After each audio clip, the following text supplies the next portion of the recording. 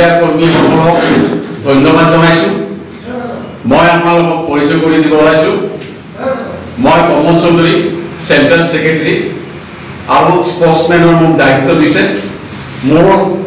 কাষত আছে ভেৰগাঁও ডিষ্ট্ৰিক্টৰ উপ সভাপতি মনমোহন বড়ো ডাঙৰীয়া, আৰু মোৰ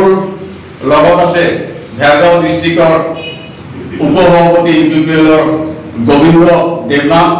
ডাঙৰীয়া আৰু ভেৰগাঁও ডিষ্ট্ৰিক্টৰ অৰ্গেনাইজিং ছেক্ৰেটাৰী ৰাণা সাহা। নমস্কাৰ। প্ৰমুখে আজি আপোনালোকক জয় জয়তে UPPLৰ তৰফৰ পৰা মই সকলোকে ধন্যবাদ জনাইছোঁ। আৰু ভাৰতবৰ্ষত যি COVID-19 হৈছে সেইটোৰ কাৰণে ভাৰত চৰকাৰে যোনটো আমাক এটা গাইডলাইন দিছে, কৰোনা ভাইৰাছ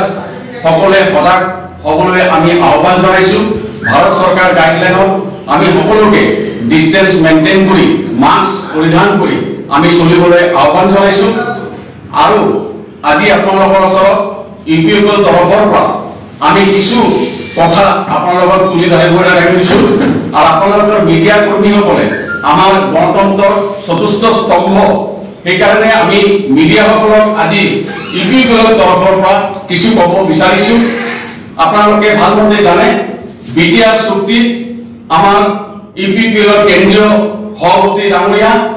প্ৰমোদ বড়ো ডাঙৰীয়াই যোনটো BTR চুক্তি কৰিলে, তেওঁ ছেপাৰেট বড়োলেণ্ড বাদ দি অসমৰ BTRত থকা 32 লাখ জনসংখ্যাৰ কাৰণে তেওঁ ইয়াত BTR চুক্তিত এটা ভাল ভাল অনুষ্ঠান আনিবলৈ সক্ষম হৈছে। তেওঁ ভাবিছে যে ছেপাৰেট বড়োলেণ্ডকে উদ্ধত আমি এটা কেঞ্চাৰ হস্পিটাল তেওঁ এগ্ৰিমেণ্ট কৰিছে, NIT আনিবলৈ সক্ষম হৈছে, চেণ্ট্ৰেল ইউনিভাৰ্চিটি আনিবলৈ সক্ষম হৈছে, কৃষি বিশ্ববিদ্যালয় আনিবলৈ সক্ষম হৈছে, ভেটেনেৰী এক বিশ্ববিদ্যালয় আনিবলৈ সক্ষম হৈছে। লগতে ইয়াতে থকা BTRত আপুনি জানে 17 বছৰ হাগ্ৰামা ৰাজত্ব কালত আমাৰ ন্যূনতম পানীৰ ব্যৱস্থা তেওঁলোকে কৰি দিব পৰা নাই। আৰু তেওঁলোকে আপোনালোকে ভালমতে জানে ইয়াতে আমাৰ ওদালগুৰি সমষ্টিত এজন MLA প্লাছ মন্ত্ৰী 17 বছৰ আগত এই অঞ্চলত থকা মানুহে পানী খাবলৈ পাইছিল। কিন্তু দুৰ্ভাগ্য, আমি আনন্দ হৈছিলোঁ ওদালগুৰি ডিষ্ট্ৰিক্টৰ আমাৰ এজন মন্ত্ৰী পাইছোঁ, তেওঁ মন্ত্ৰী থকাৰ পিছতো আমি পানী খাবলৈ পোৱা নাই। দুৰ্ভাগ্য, তেওঁলোকৰ আজি তেওঁলোকৰ সপোনা স্বৰূপ BPF গভৰ্ণমেণ্টৰ তেওঁলোকৰ উদুলাই আহিছে। আপোনালোকে জানে ইয়াত হস্পিটাল আছে, হস্পিটালত ভাল ডক্টৰ নাই, ভাল ফেচিলিটি নাই, অক্সিজেনৰ অভাৱ। সেইকাৰণে আমি আজি কৈছোঁ আজি UPPLৰ আমাৰ প্ৰমোদ বড়ো ডাঙৰীয়াই সব চিন্তা ভাৱনা কৰি ছেপাৰেট বড়োলেণ্ড বাদ দি তেওঁ আজি BTR চুক্তিত তেওঁ কেঞ্চাৰ হস্পিটাল, এইমছ নিচিনা হস্পিটাল আনিবলৈ সক্ষম হৈছে। সেইকাৰণে আমি BTR চুক্তিত ভাল যদি আমি চৰকাৰ বনাব পাৰিম, আমি 100% খাটাম। জনসাধাৰণে এটা পৰিৱৰ্তন বিচাৰিছে আৰু জনসাধাৰণে বিচাৰিছে এই পৰিৱৰ্তনটো হ'লে BTRত এটা সুখ শান্তি সমৃদ্ধিশালী এটা শক্তিশালী BTR হ'ব বুলি ইয়াৰ জনসাধাৰণে অনুভৱ কৰিছে। সেইকাৰণে প্ৰমোদ বড়ো ডাঙৰীয়াই আজি আমাৰ চৰকাৰ কৰিলে ভাল গুড গভৰ্ণান্স হ'ব। ইয়াৰে থকা মানুহখিনি আজি শিলচৰত যাব নালাগে, দিল্লীত এইমছত যাব নালাগে, আজি কেঞ্চাৰ হস্পিটালৰ নাম চাউথত যাব নালাগে। দুৰ্ভাগ্য 17 বছৰত তেওঁলোকে ন্যূনতম আমাক এই সুবিধাখিনি দিব পৰা নাই। আৰু আপোনালোকক আজি এটা বিশেষ কাৰণত আমি ক'ব বিচাৰিছোঁ, যোৱা পৰহি আমি TV মাধ্যম যোগে আমি দেখিবলৈ পাইছোঁ, আমি সন্মান দিব জানো মানুহক। সন্মানীয় জগদীশ চৰকাৰ ডাঙৰীয়াই এজন তেওঁ কি আবুল তাবুল বকিছে, আমাৰ এনেকুৱা লাগিছে তেওঁ মানসিক বিকৃতা হৰাইছে। তেওঁ যেনেকৈ কৈছে যে UPPL চৰকাৰে আহিলে মাটি বাৰী, আমি আপোনালোকক প্ৰথমে 17 বছৰ সময়ত ইয়াতে থকা জেনেৰেল মানুহে মাটি ৰেজিষ্ট্ৰেশ্যন কৰিব পৰা নাই। কিন্তু প্ৰমোদ বড়ো ডাঙৰীয়াই কৈছে আমি আহিলে BTR চুক্তি সকলো মানুহে কোকৰাঝাৰত যাই গ'লে ৰেজিষ্ট্ৰেশ্যন কৰিব নালাগে, ইয়াতে থাকি মাটি ৰেজিষ্ট্ৰেশ্যন অনলাইন কৰিব পাৰিব। কিন্তু 17 বছৰত আমি জেনেৰেল মানুহখিনি ৰেজিষ্ট্ৰেশ্যন কৰিব পৰা নাই। আপোনালোকে আৰু এটা কথা কওঁ, খৰেবাৰী অঞ্চলত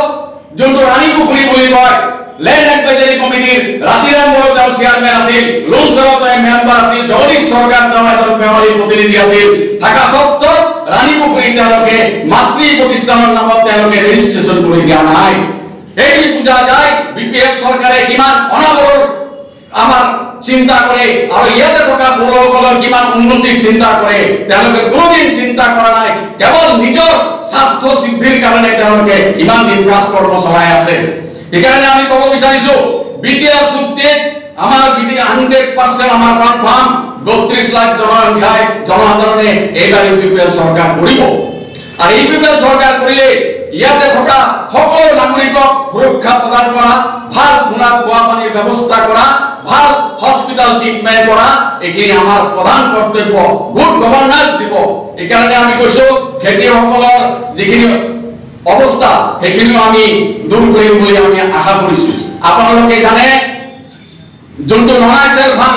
পুৰা বিটিসি অঞ্চল 40টা সমষ্টিৰ সবচে হাইয়েস্ট দুৰ্নীতি ননাইছেৰ ভাঙত হৈছে গৰীব মানুহৰ তেওঁলোকৰ আইয়া ঘৰ কাঢ়ি লৈছে প্ৰধানমন্ত্ৰী কৈছে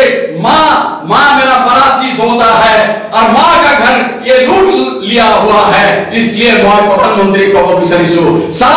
आपका पैसा जो दिया वो लूट पाट करके ये लोग खा दिया और ये लोग अभी बोल के गया जे नहीं हम लोग अगला सरकार बनाएंगे तो करेंगे लेकिन पैसा তেওঁলোকক भारत सरकारे पैसा दिसे এই কাৰণে আমি ক'ব বিচাৰিছো তেওঁলোকে ক'ব বিচাৰিছে ইউপিপিএলৰ তেওঁলোকৰ অসভ্য আচৰণ কিছু কথা কৈছে গাহৰি মাংস কাকৰা লৈ তেওঁলোকে কথা কৈছে আৰে জগদীশ সৰকাৰ ডাঙৰীয়া আপুনি যি পাৰ্টিত বিলংস কৰে সেই পাৰ্টিত কি গাহৰি কাকৰা নাখায় নেকি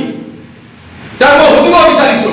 তাক কৈছে যে ইয়াতে মাটি বাৰী কাটি লৈ যাব আপোনালোকৰ সৰকাৰ থকাকালীন 17 বছৰত আপোনালোকে মাটি ৰেজিষ্ট্ৰেচন কৰি দিয়া নাই আৰু আপোনালোকে কোন মুখে কয় ইউপিপিএল সৰকাৰে আপোনালোকে মাটি বাৰী কাটি লৈ যাব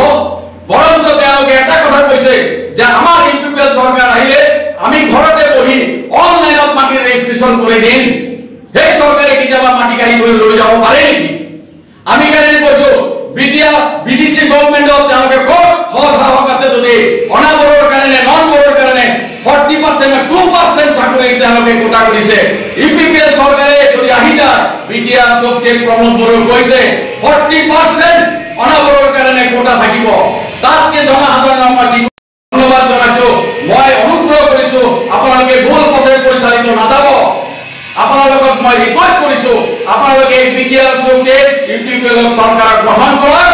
ভক্তি সৰকাৰ জয়যুক্ত কৰক আমি 100% আপোনালোকক কিবা না কিবা কামত আপোনালোকক নিযুক্ত কৰিম ভাল খোৱা পানী দিম ভাল হস্পিটাল দিম ভাল আপোনালোকক অনলাইনত মাটি ৰেজিষ্ট্ৰেচন কৰি দিম এই বুলি মোৰ বক্তব্য মই সমাপ্ত কৰিছো মোৰ লগতে থকা UPPL district vice president Manmohan Barma ডাঙৰীয়া আপোনালোকক জনাব কিয়াই কৈছে যে ইউপিপিএল সৰকাৰ আহিলে মাটি বাৰী কাঢ়ি লৈ যাব আৰু কাকৰা গাহৰি খোৱা এনভাবল বুলি তেওঁ কৈছে কিন্তু তেওঁ নিজে নাজানে যে 17 বছৰ তেওঁৰ সৰকাৰে আমাৰ জেনেৰেল মানুহক মাটি ৰেজিষ্ট্ৰেচন কৰি দিয়া নাই আৰু তেওঁ যি সৰকাৰৰ লগত থাকে সেই সৰকাৰ কি কাকৰা গাহৰি নাখায় নেকি আমি জনামতে জগদীশ সৰকাৰ নিজেও গাহৰি খায় মুসলিম ধৰ্মাৱলী মানুহক মিসগাইড কৰিছে মই কেনে মুসলিম ধৰ্মাৱলী মানুহক কৈছো আপোনালোকৰ নিজৰ যোনটো ৰুচি যোনটো আমাৰ প্ৰমোদ বড়ো ডাঙৰীয়াক কোনো কথা কোৱা নাই তেওঁৰ মিসগাইড কৰিছে ভুল পথে পৰিচালিত কৰিছে তেওঁলোকৰ হাতত কোনো ইস্যু নাই ইস্যু নথকাৰ কাৰণে তেওঁলোকে আবল তাবল বকিছে আমি লাষ্ট পাইছো এটা ইয়েন ডাঙৰীয়া আপোনাৰ এটা সন্মানীয় পোষ্ট এক্স এম আপোনাৰ মুখত যদি এনেকুৱা ভাষণ হয় জনসাধাৰণৰ সমষ্টি আৰু কি আশা কৰিব আপোনাৰ পতাই হতাশগ্ৰস্ত হৈছে তেওঁ জানিব পাৰিছে যে মই হাৰিম মধুবাৰী সমষ্টিত এইকাৰণে তেওঁ বিকৃত হৈ তেওঁ কোনো চিনি নোপোৱা হৈছে জগদীশ সৰকাৰ বুলি কোনোবা মানুহ ইহে নাছিল বুলি তেওঁ নিজক জাহিৰ কৰাৰ কাৰণে তেওঁ টিভি মাধ্যমত এইগিলা আবল তাবল বকা আৰম্ভ কৰিছে আপোনালোকৰ সৰকাৰ এদিকে শাসন কৰিছে সেইখিনি তদন্তৰ আওতাত আমাৰ সৰকাৰে কৰিব জিৰ' টলাৰেন্স ইউপিপিএল সৰকাৰ কৰিব তোমাৰ এজন প্ৰচাৰৰ দায়িত্বত থকা নেজ ডাঙৰীয়াই অলৰেডি কেছ কৰিছে যে এই ইলিগেল যোনগিলা এপইন্টমেন্ট আৰ আমাৰ সৰকাৰ আহিলে যিগিলা চাকৰি পাইছে তেওঁলোকৰ ওচৰত কোনো দুখ নাই যিগিলা চাকৰি দিছে তেওঁলোকৰ এগেইনষ্টে আমি এনকুৱাৰী বহাম সাপোৰ্টিং পোৱাখিনি তেওঁলোকক আমি আমাৰ দলীয় নেতৃত্ব বিবেচনা কৰিব এইটো আমি পিছত আলোচনা কৰি তেওঁলোকৰ কোনো দুখ নাই কোনবাই যদি চাকৰি পাবলকে তেওঁলোক কৰিব কিন্তু যিগিলা ইলিগেল পইচা খাই দিছে তেওঁলোকে জুৰে দিছে তেওঁলোকৰ এগেইনষ্টে এনকুৱাৰী হ'ব